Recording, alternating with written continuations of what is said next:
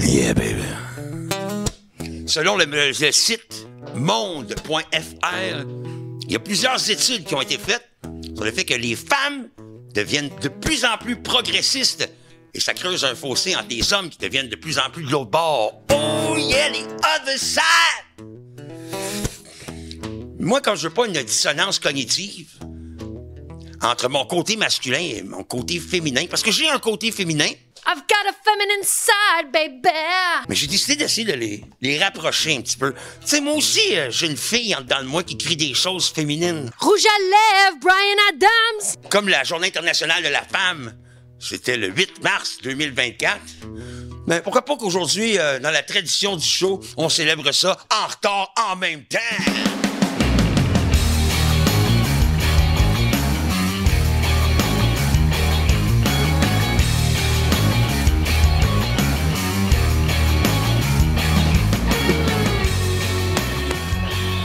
Frank, on n'a pas, hein? Tu t'en es permis, hein? Aujourd'hui, il n'y a pas personne en studio, fait que tu t'es dit, je vais venir m'asseoir, il n'y a pas de public? Ben écoute, j'ai décidé de te faire plaisir aujourd'hui. T'es bien fin, toi. Je vais te faire un smoothies.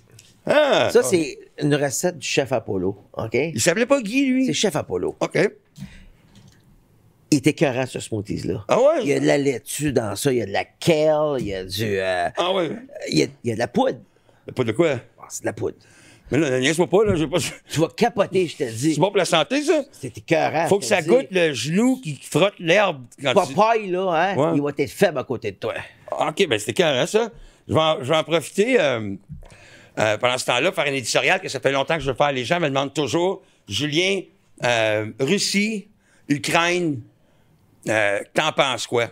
Et moi, ça fait longtemps.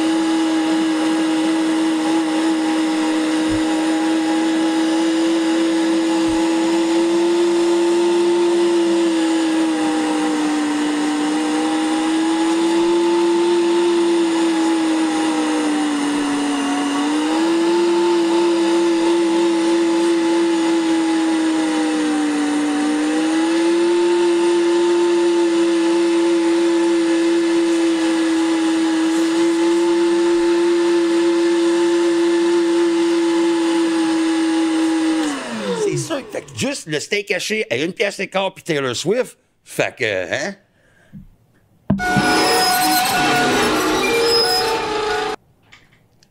Ça... Je vais le voir après. Je crois que j'ai trouvé l'homme qui a la bio la plus incroyable ever de Wikipédia. Ce gars-là s'appelle Adrian Carton de Wyatt. C'est un officier de l'armée britannique. Il a fait les deux premières... Il a fait la Première Guerre mondiale, il a fait la Seconde Guerre mondiale, la guerre des Boers. Il a été touché au visage, à la tête, il a été tiré à l'estomac, il s'est fait tirer dans le cheville, la jambe, à la hanche, à l'oreille. Il a été aveuglé de l'œil gauche. Il a survécu à 2 crashs d'avion. Il s'est évadé d'un camp de prisonniers en creusant un tunnel. Il s'est arraché ses propres doigts parce qu'un médecin a refusé de les amputer. Puis ce gars-là, il a dit après, puis que ça passait de la guerre. Il dit, j'ai vraiment apprécié la guerre. Ils en font plus, des hommes comme ça. Se faire tirer, vouloir retourner, s'amputer des doigts. Qu'est-ce que... Frank, qu'est-ce que t'as fait hier, toi? Je suis allé au Rona avec ma femme. Puis comment ça a été? J'ai tenu sa sacoche. Tu vois-tu qu'est-ce que je veux dire? C'est que... C'est masculin en esti, ça, Frank. Mais c'est elle qui a acheté les outils. Bref, faut-tu vraiment que ce gars-là, de toujours vouloir retourner à chaque guerre, on a une autre guerre, j'arrive! Ouais, mais tu t'es fait tirer dans le genre dans l'estomac, j'arrive! Il faut-tu que sa femme, elle soit exécrable à ce point pour qu'il ne puisse pas vouloir rester à la maison? On devrait aller dans un meurtre et mystère. Maintenant, la Rétropub Québec, cette semaine, ça vient encore du site YouTube d'une gang qui s'appelle Playback 80. Hilarant, allez vérifier cette page-là sur YouTube, c'est un channel super. Cette semaine, la pub, c'est Serge Dupire qui a de la misère à s'acheter des jeans. Avez-vous déjà remarqué combien c'est compliqué des fois de s'acheter une paire de jeans? C'est le samedi après-midi, vous êtes dans le magasin, puis là, c'est plein de toutes sortes de marques. Habits, déshabillés, habits, déshabillés. Vous n'arrivez pas à en trouver à votre goût? Pourtant, je connais une solution bien simple. Les jeans GWG. Ils font bien, ils paraissent bien, puis ils sont confortables. C'est tout ce qu'on demande à une paire de jeans. Vous avez pas autre chose à faire de vos samedis après-midi?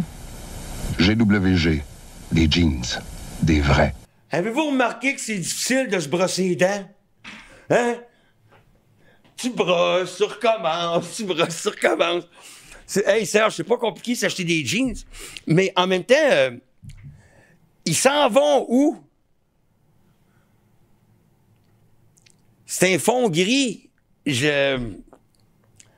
Puis moi, la grosse question que je me suis posée en voyant cette annonce-là, c'est Marina Orsini, là, quand tu as reçu la feuille de casting, c'était-tu écrit dessus besoin d'une mannequin haut de gamme pour donner du prestige à GW Jeans? Ou c'était écrit besoin d'une fille qui a l'air à aimer ça se faire fourrer l'après-midi? Ma mère, c'est ma meilleure amie. Petite anecdote de ma journée aujourd'hui. Tu sais, des fois, on a des petites fiertés. Hein? Des petites fiertés, c'est important de se dire, j'ai gagné aujourd'hui. Au golf, je commence 30 mètres plus près du trou. D'avoir de la gratitude pour les choses qui te sont arrivées. L'ascenseur est en train de fermer, puis je viens d'ouvrir les portes. Puis là, je cours et j'ai réussi à rentrer mon bras. Pouf! Puis là, les portes ont réouvert. C'est juste poche parce que je me suis aperçu que j'ai comme punché un enfant en même temps. Jean-Pierre Ferland est décédé cette semaine. Tout le monde a eu la nouvelle. Mais je connaissais, moi, Jean-Pierre Ferland. À un moment donné, j'étais en spectacle dans un gros festival.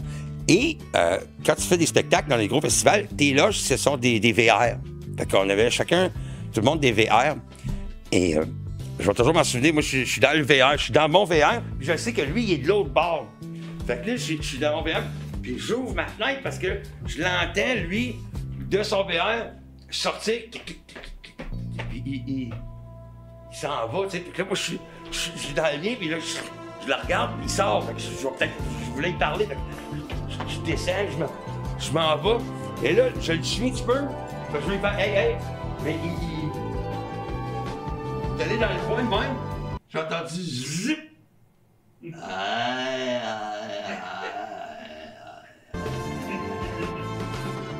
Fait que j'ai juste fait. J'ai sifflé et j'ai reculé. Mais je le connaissais pas tant que ça. Mes parents écoutaient beaucoup de sa musique et tout ça. Puis fait que cette semaine, j'ai regardé tout ce que je pouvais de Jean-Pierre Ferland et j'ai appris à connaître un bonhomme qui n'était pas seulement un petit roi, mais un grand paysan. J'ai retenu 2 entrevues en particulier qu'il a faites. Puis on va écouter juste écouter ce qu'il dit sur ce que ça fait comme feeling d'écrire.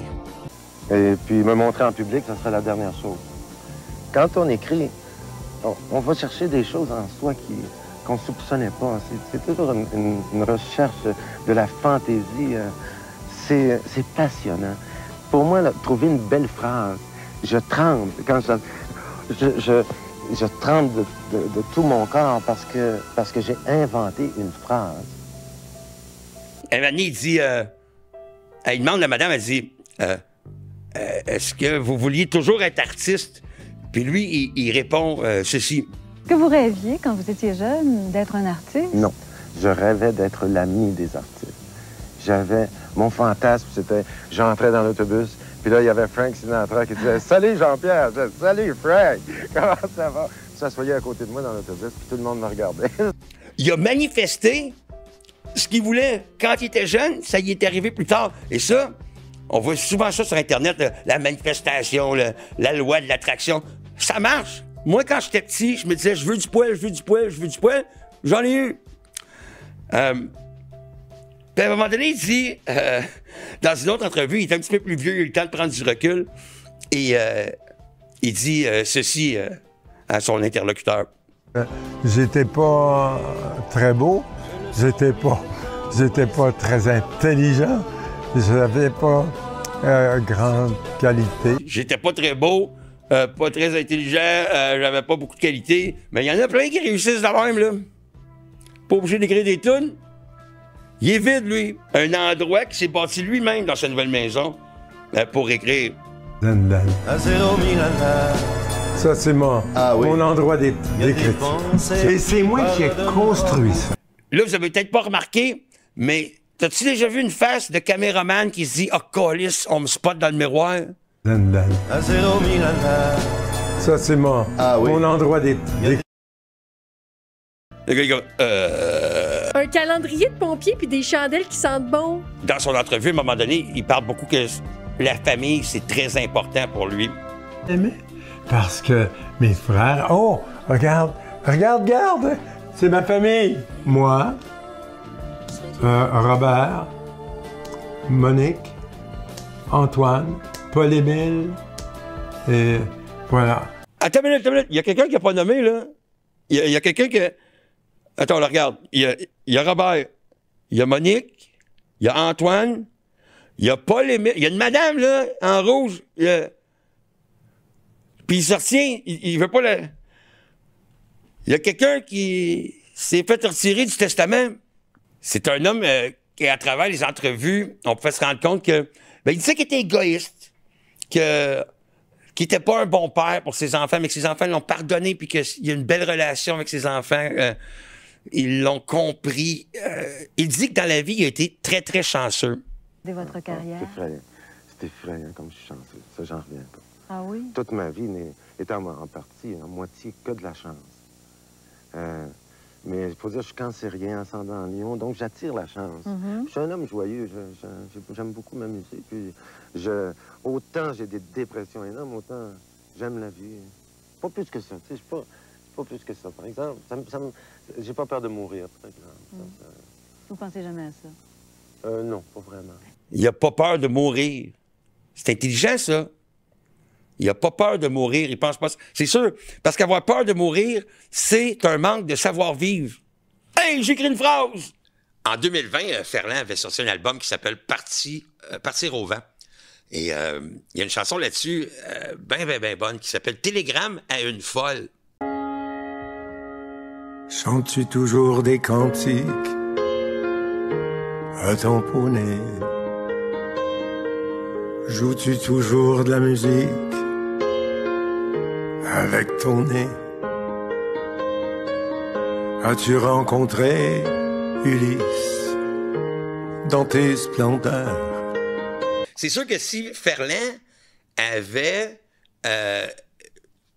été sur Internet un petit peu plus dans ces dernières années, il aurait plus écrit « Message texte à une folle ». Et ça irait comme suit.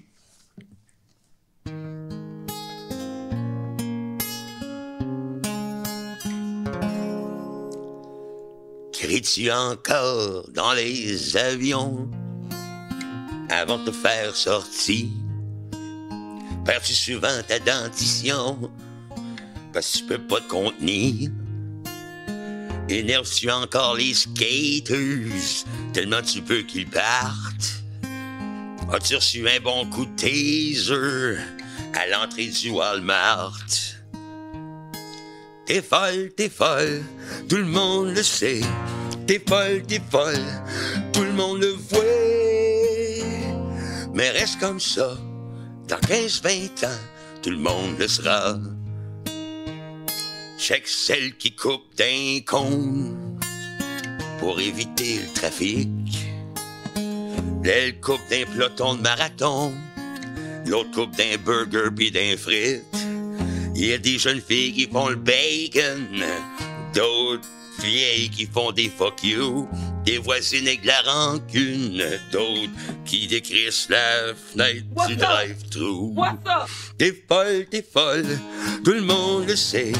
T'es folle, tout le monde le voit. Mais reste comme ça, dans 15-20 ans, tout le monde le sera.